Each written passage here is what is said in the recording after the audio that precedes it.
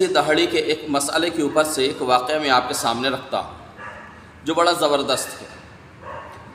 جیسا کہ ہماری اپنی اہل الحدیث مساجدوں میں ہے، ہم لوگ سنت کے مطابق اقامت ہوتی ہے تو چہرہ مقتدیوں کی طرف صف کو ہم سیدھی کرتے ہیں۔ سب سے پہلے سنت رسول اللہ علیہ الصلوۃ والسلام وعلی آلہ اجمعین ہے یہ۔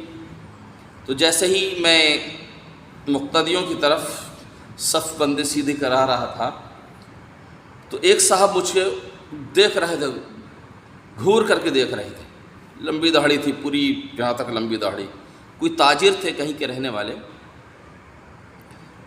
مجھے دیکھ رہے تھے۔ اب میں اس کے بعد نیت باندھ لیا، جماعت کھڑے ہو گئی۔ نماز پڑھتے پڑھتے زور کا آواز آیا، وہ بڑھ کر کچھ کا آواز آیا۔ کچھ لوگ بعد میں آتے ہیں، وضو بناتے ہیں، سب جماعت میں شریک ہوتے ہیں۔ وہ بڑھ چلاتے ہوئے کچھ لوگ ان سے پوچھنے لگے کیا بات ہے۔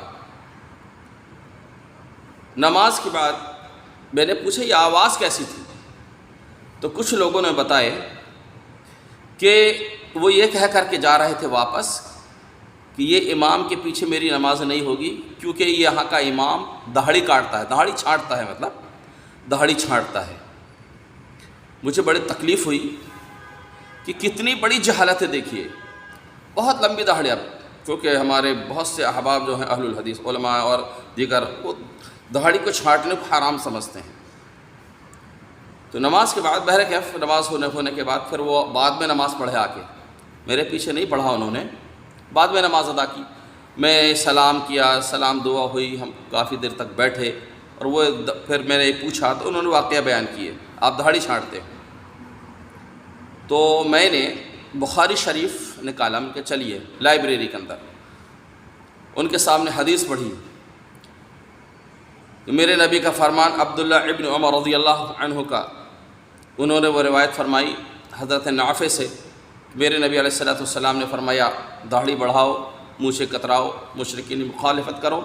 پھر عبداللہ ابن عمر رضی اللہ عنہما حج اور عمرے کے موقع پر سب کو دکھا کر کے وہ الفاظ وہ یہ ہیں کہ قبض علی لحیتہ، وکان ابن عمر قبض علی لحیتہ فما فضل اخذہ، اپنی داڑھی کو پکڑتے مٹھی میں، ایسا مٹھی میں لے لیتے اور مٹھی سے زیادہ جو ہوتی وہ کاٹ لیتے۔